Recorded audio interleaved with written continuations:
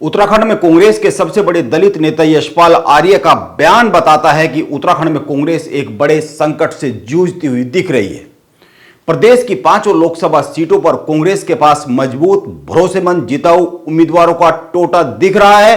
वरना तो आप खुद ही सोचिए, यशपाल आर्य इस समय नेता प्रतिपक्ष जैसे महत्वपूर्ण पद पर मौजूद है, फिर उनको कांग्रेस की ओर से सांसदी का चुनाव लड़ने की क्या जरूरत आन पड़ेगी।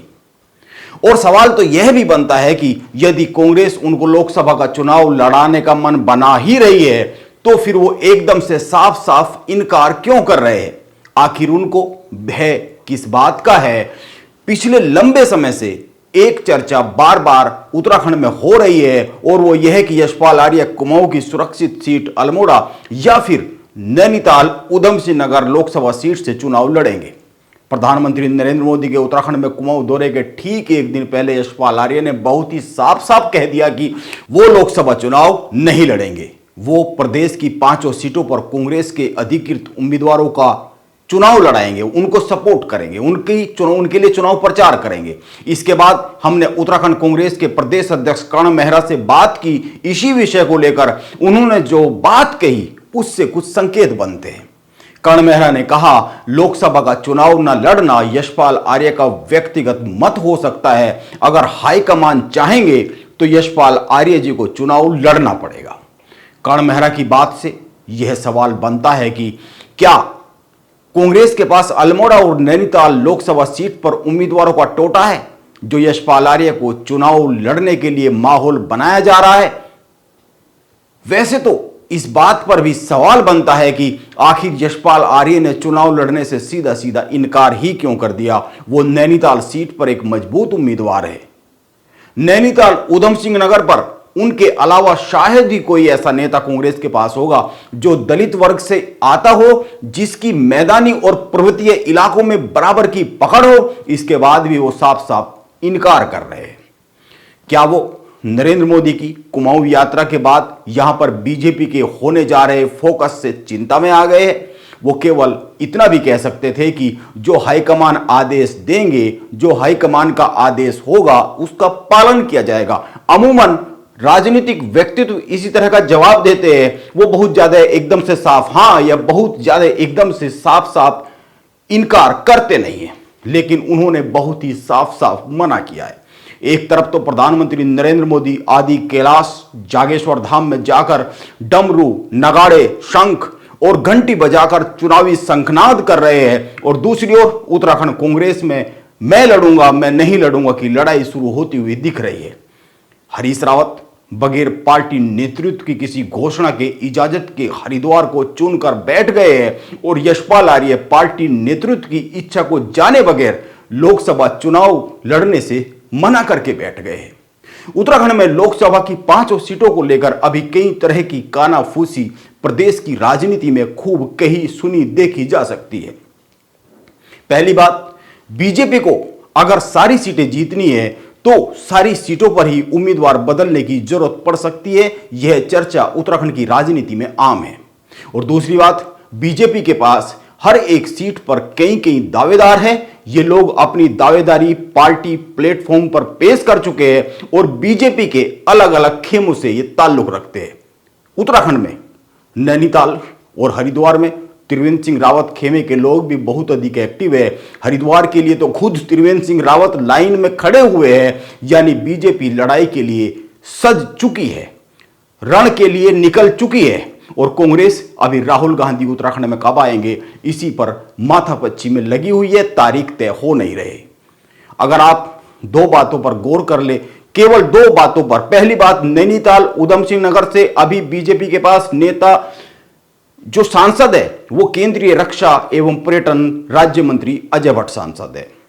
2014 में यहां से भगत सिंह कोश्यारी सांसद चुने गए थे, लेकिन 2019 में उन्होंने चुनाव लड़ने से मना कर दिया था। टिकट उस समय के बीजेपी प्रदेश अध्यक्ष अजय भट्ट को मिला। अजय भट्ट ने 2017 के विधानसभा चुनाव में पार्टी को जिता दिया था, लेकिन वो अपनी सीट हार गए थे, इसीलिए उनको लोकसभा लड़ने का मौका दिया गया और वो जीत गए। वैसे तो यहां पर अजय भट्ट को लेकर भी बीजेपी में अंदर खाने बहुत गुणा भाग है। नैनीताल उधम सिंह नगर सीट पर लोकसभा की राजेश शुक्ला, गजराज बिष्ट, राजेंद्र भंडारी, सुरेश भट्ट, दान सिंह रावत जैसे कई सारे बीजेपी के नाम है जो दावेदारी पेश कर रहे हैं। कुछ लोग बड़ा प्रचार कर रहे हैं कि अजय भट्ट को अगर टिकट रिपीट किया गया तो बीजेपी यहां चिंता में पड़ सकती है। हालांकि यह सब दावे और माहौल बनाने की बातें हैं। जनता के मन में क्या है यह किसी को इतनी आसानी से समझ में कहां आता है।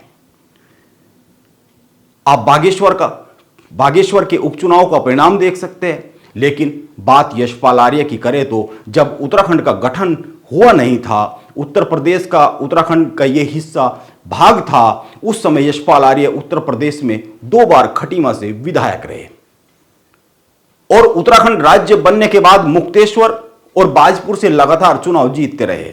इस तरह से नैनीताल उधम सिंह नगर लोकसभा सीट पर उनका एक सिरे से लेकर दूसरे सिरे तक जनाधार है।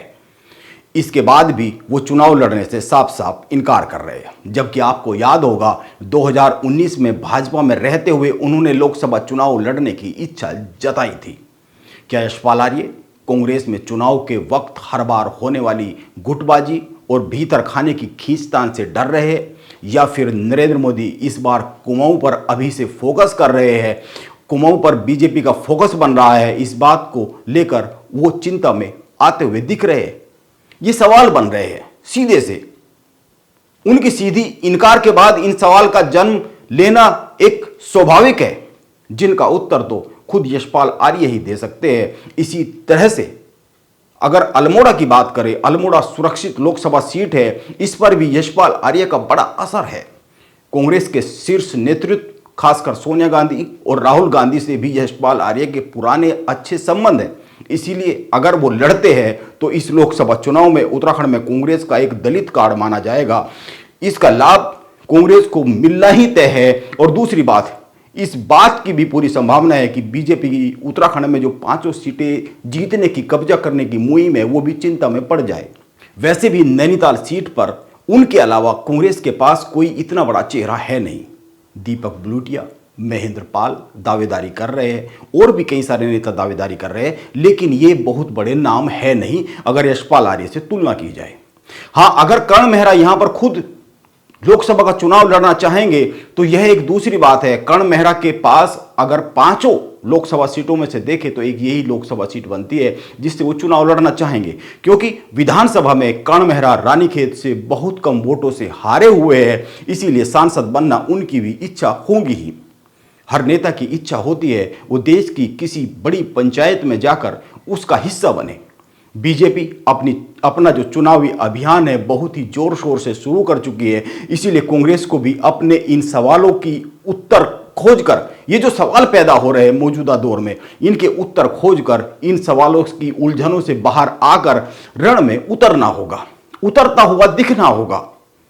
वरना बागेश्वर के उपचुनाव की तरह ही कब पासा पलट जाएगा पता ही नहीं चलेगा। यह कर्ण मेहरा अच्छे से जानते ही होंगे, यह माना जाना चाहिए।